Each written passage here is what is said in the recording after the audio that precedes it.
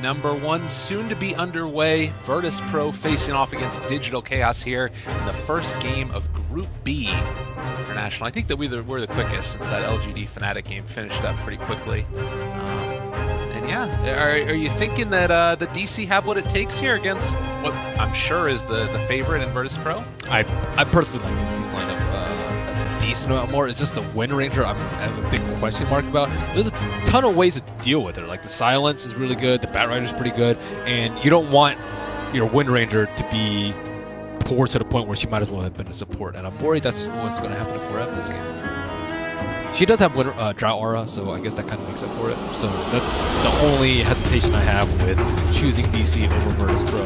But Drought Ranger, it looks like a pretty good Drought Ranger game. Drought lineup game, rather. I'm really interested to see if they if Wind Ranger's going to be able to bully the Ogre at all with that extra damage that you were talking about. Because that would be normally the way that you play one of these ranged offlaners with a thrower, right? As you punch the support, force them back, and then you're secured a decent amount of levels and everything else. But Ogre is obviously known for being hard to bully around. He's a big bad bruiser. Yeah, I don't know if you want your Ogre over there, though, to deal with the Wind Ranger. You want him to deal with the Essa, right? Oh, okay. That's the hero that you actually want to keep down in his early game. So, normal cog shenanigans coming out in the early game. I'm trying to think of prediction. Who's going to get a lot of kills? It's got to be Abed, right? I don't know. No one else also just a monster. Most kills in the first 10 minutes.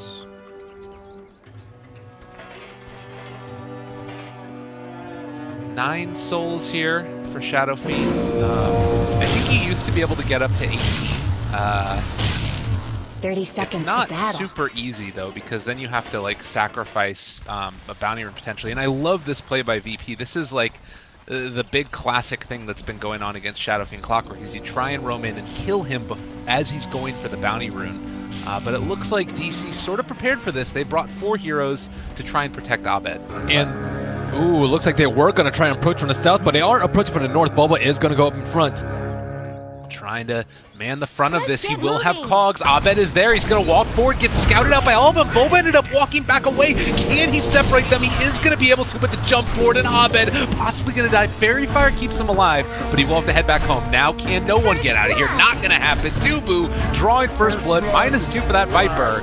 See if they can block off Solo as well. Bulba gets the body blocks, getting all that movement speed from the boots, and DC striking first. 2-0 to begin. Whew.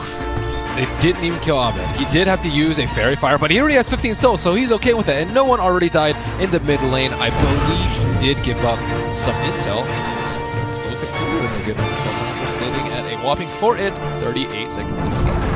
Now we'll see if they can get Mason. The roll-in was a little bit slow. I'm not sure if he dropped the boulder there if he even wanted to. He just wanted to get into lane and punch many times, but it is sort of a little bit of a weird dynamic now because it's Mason left alone for the moment since they had to go and protect the Shadow Fiend, but now he's back in lane. Do you expect no one to have a really rough time in this matchup from this point forward? Not too much, because they don't how do you actually kill him? You need Clockwork to wrap around behind, and Clockwork is showing. So he should be okay for a little bit of time. If Viper ever really feels scared, Shadow Fiend can just, or he can just run back. It's not like Shadow Fiend can stun or something. It's mostly just all on Boba. And looks like Ogre is going to be sitting, I would say more on top of where we want to look. Is Pasha going to be able to put pressure on Mason? Because Mason, do not want Drought Ranger to get level 6 because that's going to make your problems even worse. As it stands, I mean, Abed is hitting for 99, or rather 89 damage at this early point in time of the game. It is quite hard to deal with. But that being said, no one here, 5-4 so far, and that's kept Abed back at least for the moment. The creep wave going to be pushing in a little bit, I believe. They're doing a good job of keeping it there, even though there's the 2 range. Still 90 damage though. They're pushing him back again. This is not the easiest thing in the world, and Bulba's going to have to come back here again to help him. Yeah, he's self, so he's fine. And yeah, this lane should, I would say, be a wash at this point. No one doesn't have any mana left, so I bet can actually maybe pull ahead a little bit of CS. Pasha is getting a lot though out of this top lane. He doesn't really feel scared at all. Well, it is going to be Lil heading down to get the bounty route, so he's alone for the moment, but even still able to stay here and, you know, make sure that he's getting levels in spite of it. Bottom lane, 1v1 matchup, Forev versus the Faceless Void. It seems like, for the moment, Forev's been able to handle a pretty decent time staying away from the Faceless Void and just dealing a little bits of chip damage to him. Yep. I was thinking about other offlaners that are ranged, and it's really only Zabit dead? What? Oh man, that's really not good. He just got ran down. The double slow. Yeah. The 1-1-1. Oh, there goes most of the souls. Now and then. But other offlaners you were saying that could have been good in that situation? Yeah, it's really just Puck, but they first banned Puck. So that's pretty much the only two offlaners that you can see with the Drought aura. And I mean, it does feel like it's going to be okay for the moment, at least. He's level 4, having himself a decent time and topping the CS charts about 6 ahead of that Void. I mean, it's still looking like it's a pretty decent start at this point for DC. It's just that Abed is still sitting only at 7 last hits for himself. Yeah, he is just kind of just sitting at tower, not really doing that much. I don't know, is this like a problem? Like, it feels as if he's missing a couple of these CS that aren't like fully contested, or is it just that it's how scared you have to play against Viper? I think the Ogre had a big part to it. That he like kept pulling the wave back towards his side, and the position of the creep wave would have forced Abed to come down into the river, which just never really where you want to be. More damage going in. Lil is chasing Mason down. 4 stacks on top of him, and DC going to lose their carry. It looks like Pasha will die, so that's a +2 for Nubu. Currently sitting with stick and stolen intel. Boba also did get a haster, and he might be trying to wrap in here in a little bit. But he gets to wait for that perfect opportunity, and now maybe is that moment. He's just worn off. He can't get in there in time.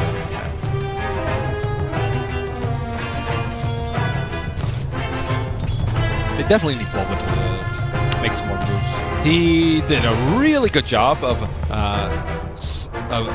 preventing the first blood happening, but he is not really doing a good job after that of making sure that Abed gets his farm, and he's trying to stack right now, it looks like, for Shadow Fiend. And that's really, I think, the best move for him, especially with the creeper in this position, and with that Zero Ward placed by Solo, there's very little room to gank no one. Looks like also Lil is showing up here. They will spot out that means there's a ward up on the high ground. I don't even know if Lil dropped a boulder for that one.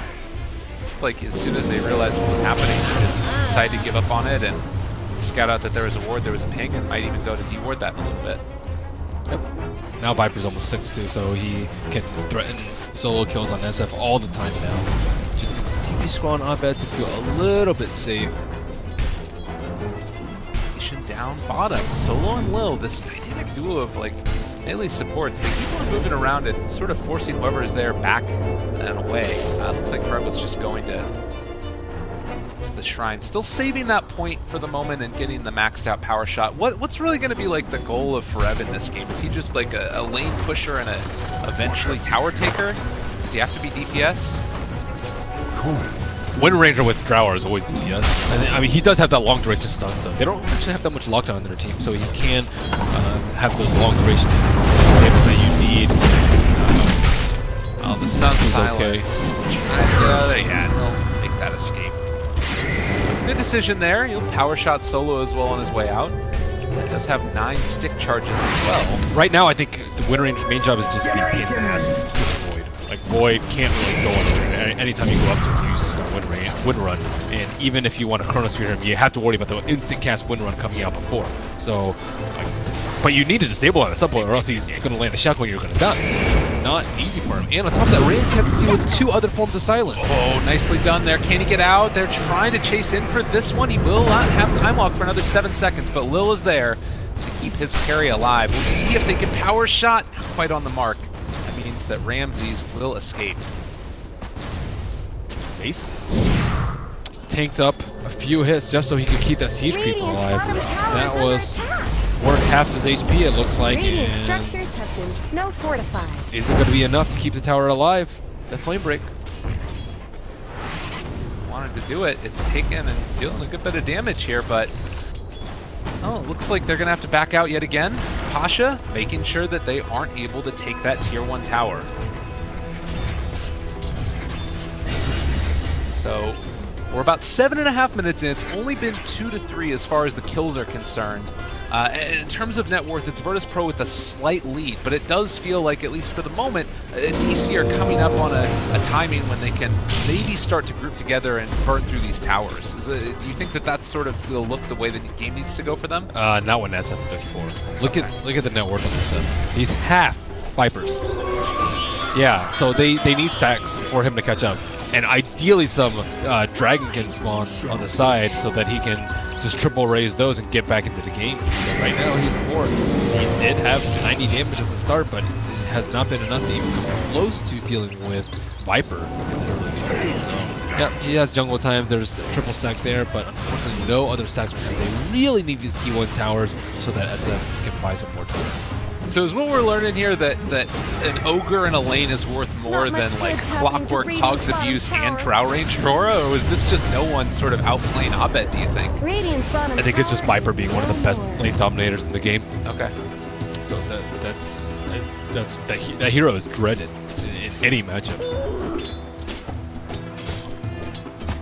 People talk always about how they don't like playing it, but I guess if you come away and win a lane that hard, it's you like winning more than you like not playing Viper. Yep.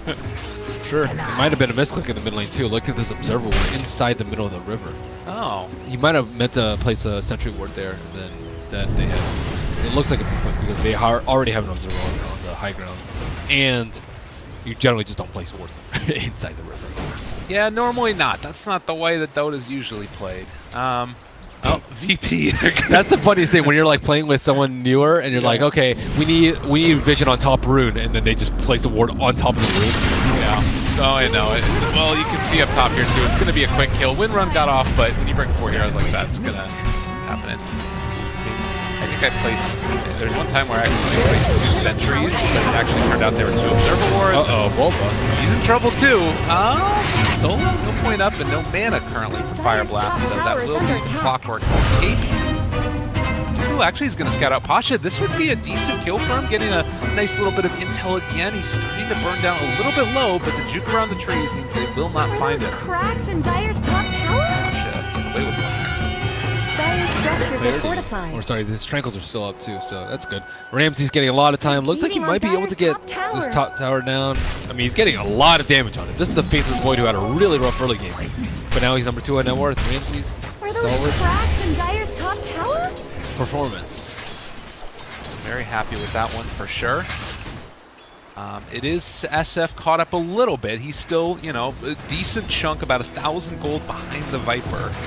But there are other heroes that are sort of making up for that as well, and it is Drow Ranger 6 that's online now as well. So the extra damage coming in to all those heroes will make this jungling a little bit more rapid. We still need a lot more for him on SF. He's getting particularly lucky with the spawn. He has a lot of magic resistance creeps, but no one has felt no pressure this game. He just sits in mid and just right-clicks the SF with impunity. No one even thinks about that. Has that health talent as well, so it's 1,700 HP as well as 9 armor on him. It's very hard to deal with bottom lane though. Maybe going to be something to happen, and Pasha has shown up to help out the Earth Spear. Is he going to end up dying to that Arcane Curse? It does look like he's going to end up going down to Dubu, but Mason 2 might be the one that ends up falling. Frev trying to find something in return. He will have another power shot in 3 seconds.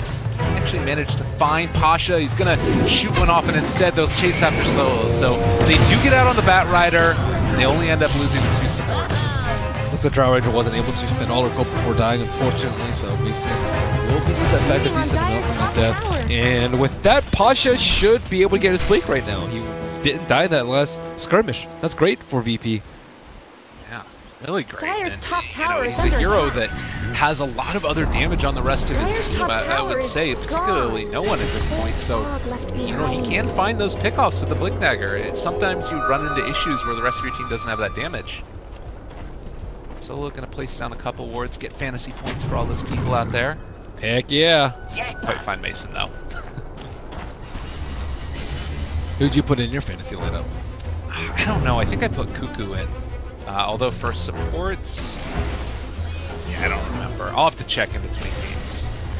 That's They're the real beating meta, on though. Dyer's top tower. Stuff out. Nobody from Group B, because they have 2 games versus 3 games for all Group A.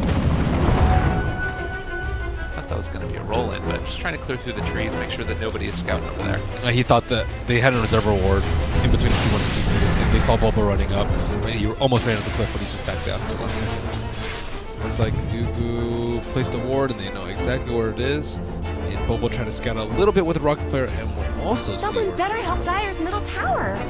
Vision, It looks Solo like coming Dyer in. fortified their structures.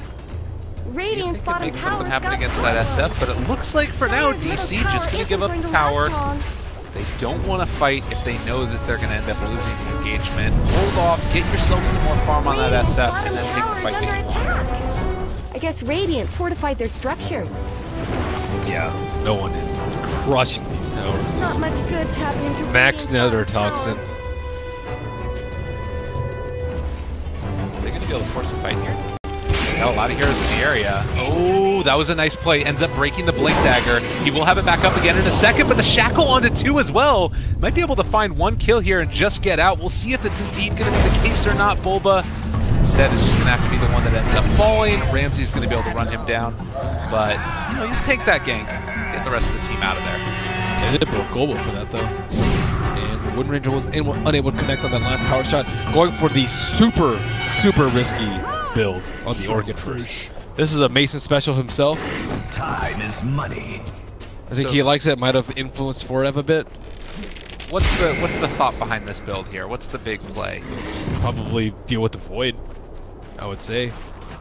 But they already have multiple silences, so it's over. Secondly, it gives you no defensive. Top lane also, they found Abed, is going to get chronoed mid-animation, ends up dropping. So lasso and chrono used, but it's big for another hefty blow to the Shadow Fiend. He's still far behind, but you do see that there's like, bottom lane, it's not incredible. All right, nice pick off there. Fred's going to end up going down. Bulba trying to see if he can kill off no one. Mason almost dead as well. He is going to end up being able to find that kill, but hope indeed. That was a 4v1. Oh my god. And he killed 2 of them. So what you're saying is that no one's pretty big right now. It's a hard man to take down. They just don't really have the damage without SF there. Drow went for Lance first. Lance is okay on Drow if you're actually hitting towers, but there's still a lot of towers. And I don't think they're strong enough to just straight up push like that. But it is useful for Pike. Pike is really useful against Space's Void. And I don't know. I still see Viper being a big issue. I like Silver Edge a lot versus Viper. You get rid of corrosive skin, and you also just limit his damage output, and you can actually kill him super easily without poisoning your entire team. And they will have global up again, but like you said, if they do end up, you know, being able to find that Viper, we saw what happened last time. Granted, that was without global, but a lot of these things don't really matter that much because they're all passives anyway, so he doesn't care about global silence. Nope. So DC, again, searching for an answer. In your eyes, what's that like item? Because Shadow Fiend's also going for a Dragon Sense. That's just sort of more stats, right? Does he need to like wait for a BKB or something like that before he's able to fight? Or some other big damage item possibly? I don't think you can wait for BKB. Yeah. I'm trying to think of what other item you got. I say Silver Edge, but Shadowblade is going to even be a long time coming, let alone the Silver Edge. So I don't think that's the item to wait for. What other things are we talking about? Wind Ranger, I guess, is going for Orchid, but I actually don't foresee Orchid making that big of a difference. It might get like 1 or 2 kills at the start, but Face's Void already going for Manta style. He knows he's up against Global Silence and at least one other silence in the Drow Ranger, so he's kind of already well protected out.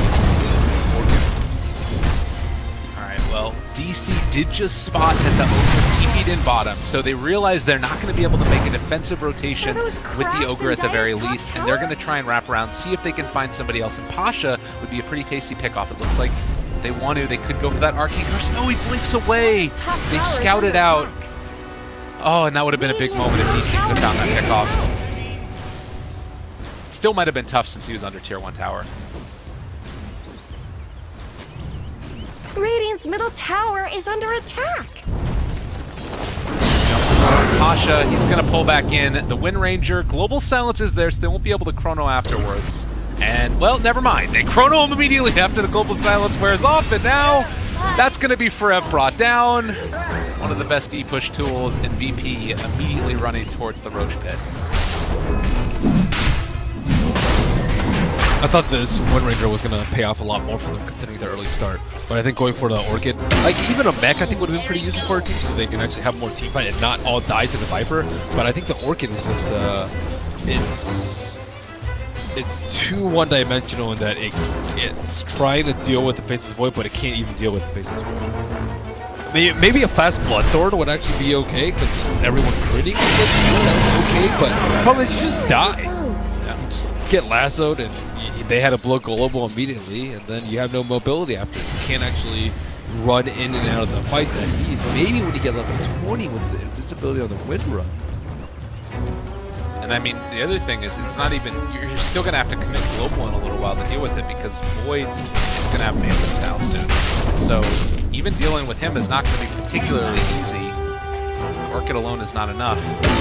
It does definitely feel like DC do not have that many options available for them, but VP, you know, they have been looking pretty solid and constantly making the right rotations, good reads.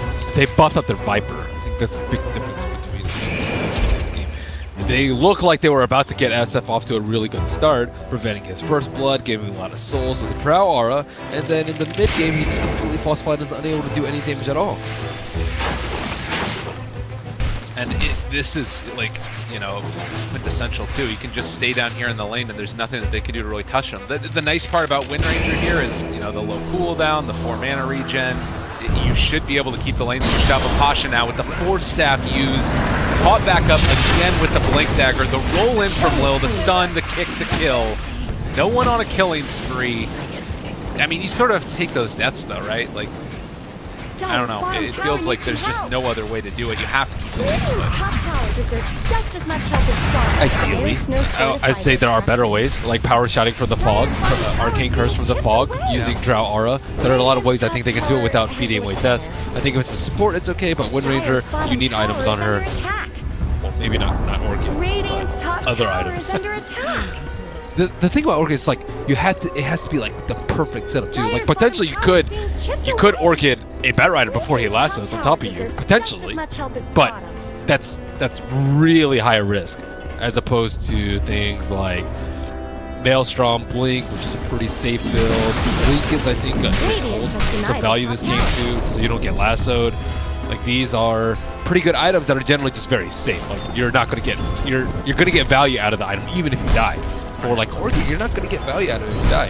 It's, I think, I kind of foresee his game being shut down too. I honestly don't see where it's going to go now that Raven already has his Manta style. And even if he's super afraid of the silence, he can still go for BD.